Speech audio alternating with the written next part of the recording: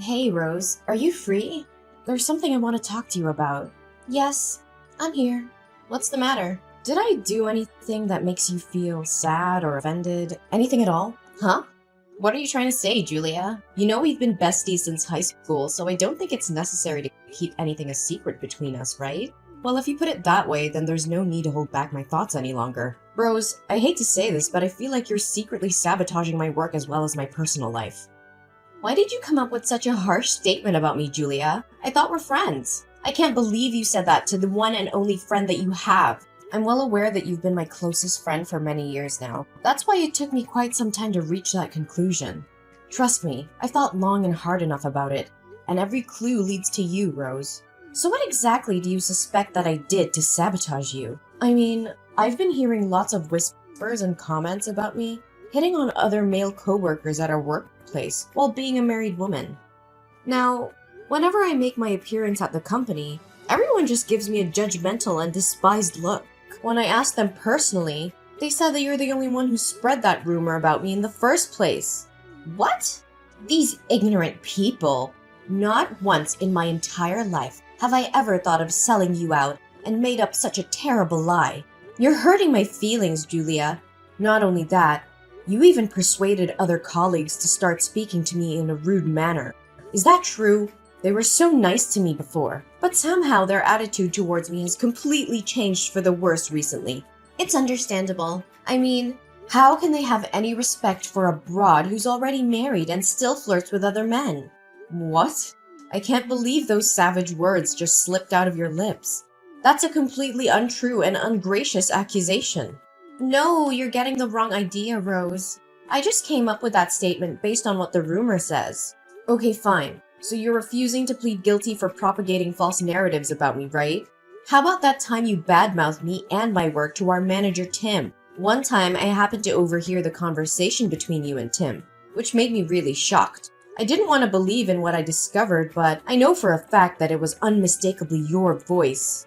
That's impossible. I thought you already went home. I did, and I was halfway home, but then I found out that I left my house keys on the table, so I had to come back to retrieve them. From that day on, I always deliberately stay a little while longer after work to see if your little scheme still continues. Finally, I came to a conclusion that it's not just one time you speak ill of me to our manager. Well, don't make it seem so serious. I was just having a little chit-chat with Tim, that's all. That's what you call a little chit-chat?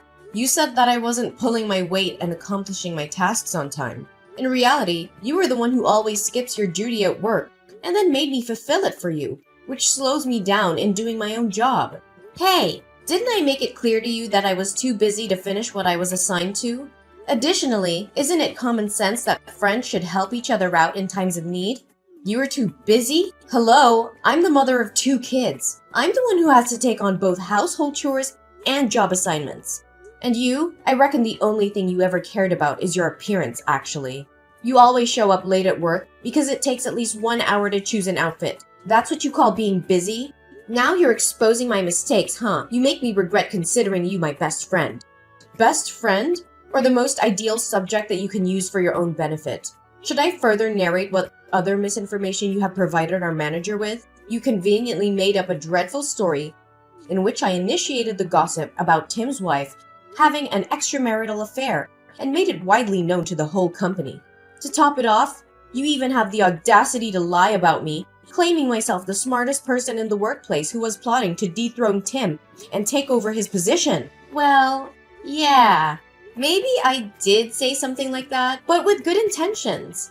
As a matter of fact, I was just doing you a great favor. Look, I always feel like the impression that you make on other coworkers is somewhat vague, as opposed to me, who always finds myself the center of attention wherever I go.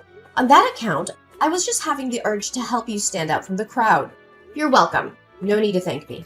Stand out from the crowd? More like becoming the target of derision and hatred. Why are you doing this to me, Rose? I thought we were friends. Turns out, it was only me who was dull enough to think that way about us. Hey, we're still friends. I never negated that. It's just because whenever we walk side by side, you always look like you're hindered by my glorious beauty and confidence, which makes me feel nothing but guilty and sorry for you. I can clearly tell that sometimes you wallow in self-pity due to your overwhelmedness of my charm, and you even consider yourself insignificant compared to me. Honestly, all I ever wanted was just to give you some spotlight that you always deserve, Julia. Haven't I told you that I don't need that kind of spotlight you're mentioning? Well, maybe you can come up with such an absurd excuse to defend yourself from being accused of spreading fake rumors about me. But don't force me to remind you about the countless times you've taken credit for my hard work and achievements. I chose to remain silent because I respect our friendship, so do not try to test my boundaries. Whoa, Julia. I didn't know that you've been harboring such a feeling of resentment towards me. Listen, if you truly want what's best for me, then I suggest you stay out of my business and keep every of the falsehoods that you ever fabricated about me to yourself. Fine. No need for such harsh words. I leave you in peace. Happy? Remember, it's you who choose to let our long-term friendship go down the drain, not me.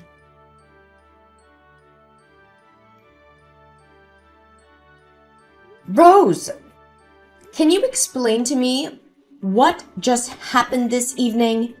Why on earth did my mother-in-law invite you to dinner? She even kept me in the dark about this. I was totally unaware and unprepared for it. Oh, come on. It's no big deal. I mean, I'm your coworker and also your best friend, right? So it's totally understandable that she wanted to show her hospitality by letting me join your family dinner. Well, it doesn't seem normal to me. I must admit, I'm completely in love with the warm welcome that your husband and mother-in-law gave me. I didn't realize that they are such lovely, easy-to-talk people. After spending just a few hours with your family, I feel it's like where I truly belong. It's as if I were a part of your family.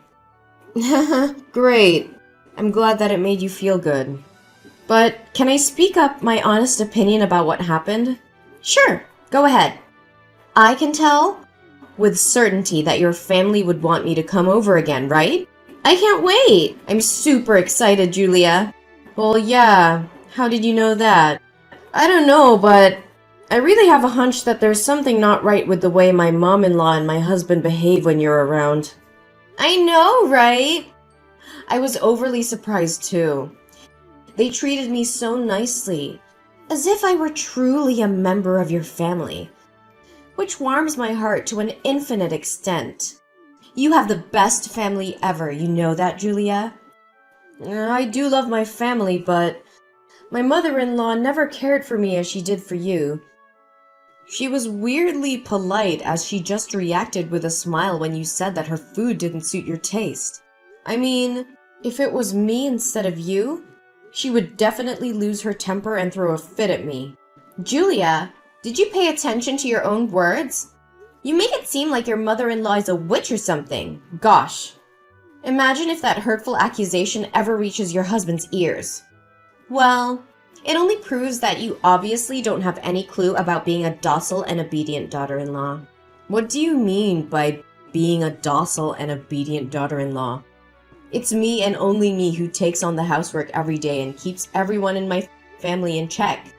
My mother-in-law only cooks the meals once in a while, especially when there are guests coming over to our house. It's all because she wants to show off her dedication to our family and make me look like I'm a slothful and indolent daughter-in-law in everyone's eyes. Julia, I can't believe that you hold on to such a dreadful prejudice about your mother-in-law. No wonder she confided in me, saying that she sometimes wishes that she could go back in time and interfere with your wedding with Elijah. What? Did she actually say that? She conveniently disregards every effort I've put into our family? Just like that? I work nearly 20 hours a day, every day. I wake up earlier than anyone else in the house to prepare breakfast, do the laundry, and chauffeur my kids to school.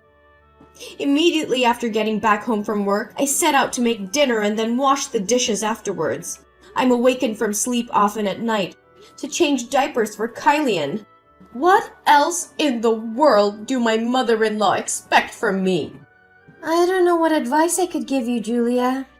Nevertheless, if you don't hold on tight to your family, someone else might step in and take away everything from you. And what do you mean by that? Get straight to the point. Nothing. Just saying.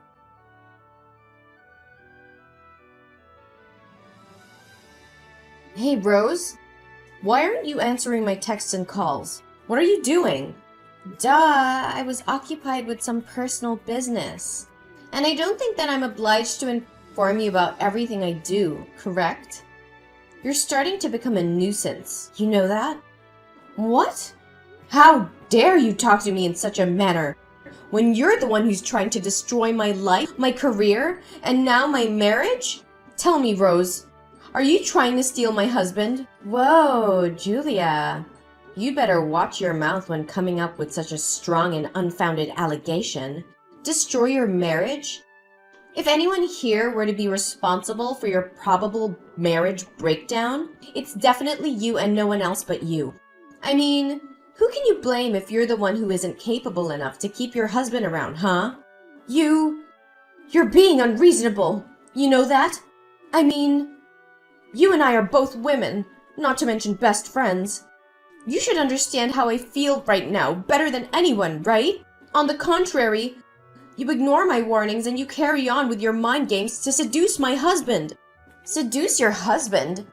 Pfft, he hit it on me first. He even sent me naughty messages, which is kind of cute though, I'm not gonna lie. Even if he was the one who tried to make an impression on you, why don't you just back down and say no to him? You know that Elijah is my legal husband. Based on what I witnessed with my own eyes, your intentions of seducing my husband is as clear as daylight. Well, try to give me some proof, because I have no idea what you're harping on about. Stop playing the fool. You know what I'm referring to.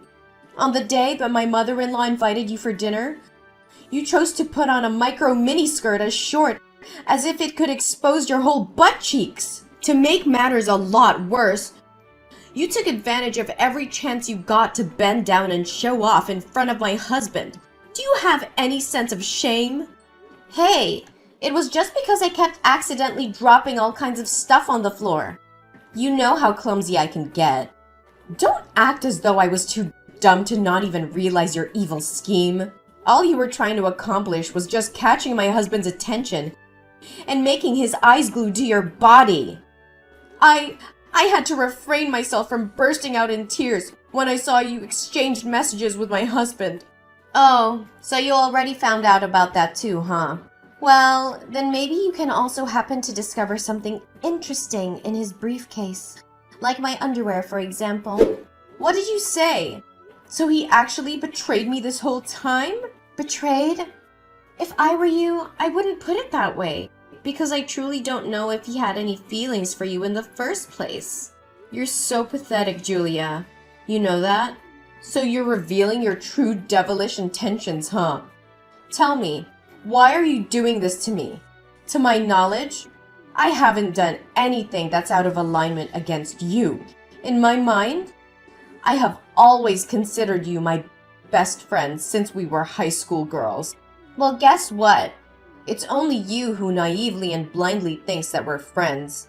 To me, you're nothing but a rival that I'd gladly take down and walk all over. A rival? What exactly do you mean? Do I really need to jog your memory about how poorly you treated me back when we were in our adolescence? Everything you did was to prove your superiority over me.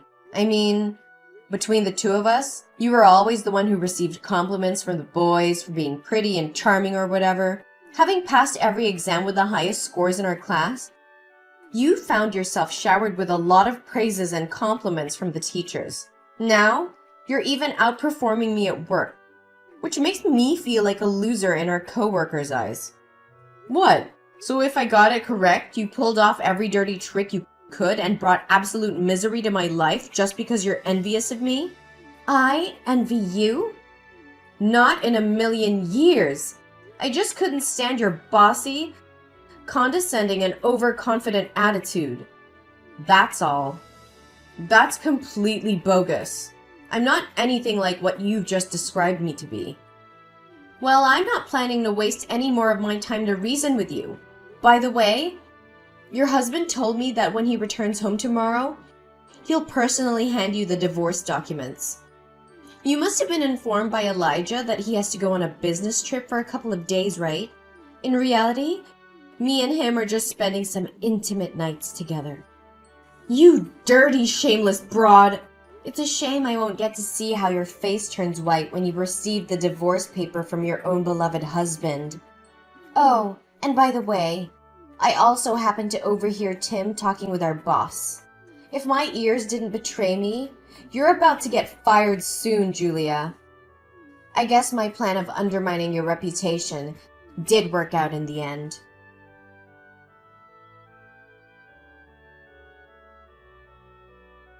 Julia, I seriously don't have the faintest idea how you could pull through this hell every day and still manage to go to work every day. Oh, hey, Rose. I bet you're still enjoying the dreamy world of romance alongside Elijah, huh? Congratulations. You guys are just what they always call a heaven-made couple. You and my ex-husband are truly born for each other. Julia, look. Now I finally realized that I committed a huge mistake and did you wrong. I'm really, truly sorry. Honestly, I thought divorcing my husband would be the biggest nightmare in my life. To my surprise, it's actually a blessing in disguise now that I get to sever all ties with my toxic husband and his mother-in-law. Julia, your mother-in-law has a completely twisted mind. She never lets me catch a break from the houseworks. She even intentionally spilled milk on the floor or stepped into the house with her shoes covered in mud just to force me to clean up after her. Not to mention the relentless messages and calls I receive from your mother-in-law every day, ordering me to come home immediately to help her with God knows what business. Well, welcome to the world of the married, and what you're experiencing is just a little taste of it. And by the way, Mary is no longer my mother-in-law anymore, so I'm gladly refusing to call her by that title. And your husband Elijah is nothing better than Mary either. He blindly takes her side and defends his mother, whatever the reason is. Not once did he ever listen to what I had to say. Right when I thought things couldn't get any worse, Elijah's brother, Ethan, decided to bring along his family and move into the house because he recently lost his job. Now I have to slave away for the 5 of them, including Ethan's kid. Ooh, Ethan just moved in? He's even worse than Elijah. Last time I remember, all he knows is just drowning himself in alcohol day after day. Now, what I want more than ever is to escape this dysfunctional family. I'm fed up to my back teeth already. Why give up so quickly? Last time I checked, you were completely overwhelmed with joy when you finally got to marry my ex-husband, right? Yes, I was stupid back then. I was blinded by my impure motives to take revenge on you out of envy and bitterness. I take it all back. I'm so sorry, Julia. Well, just file a divorce. What's so difficult about it? It's not that simple, Julia. I just recently received an announcement from the company. They told me that I was no longer adequate for my position and decided to fire me. Oh, so you've already figured that out, huh? I'm sorry to break it to you, but it was me who exposed your laziness at work and got you fired. You did what? How could you do that to me? You betrayer! Well, getting you kicked out from the company was a piece of cake. I just gathered some evidence proving that I was the one who accomplished most of the tasks that were assigned to you. It's all on my computer, so our manager had no choice but to believe what I said. Additionally, I also showed Tim your web browser history. Turns out, you were just making the best of your time at work to figure out your spa schedule or browse some online fashion stores, one after the other. Oh, by the way, Tim also said to me that he was fed up with your blatant lies and groundless accusations about me. That's why he can't have you working at the company anymore. Please, Julia, if you have any mercy for me, can you have a word with the manager and ask him to reconsider his decision? If I divorce Elijah without having a job, how can I support myself from now on? I don't know, Rose. Every man is the architect of his own fortune, right? This is the mess that you created. And you're the only one who can resolve it.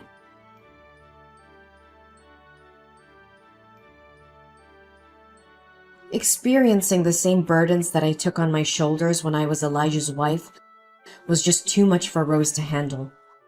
Finally, When being pushed beyond the limits, Rose decided to put an end to her marriage with Elijah.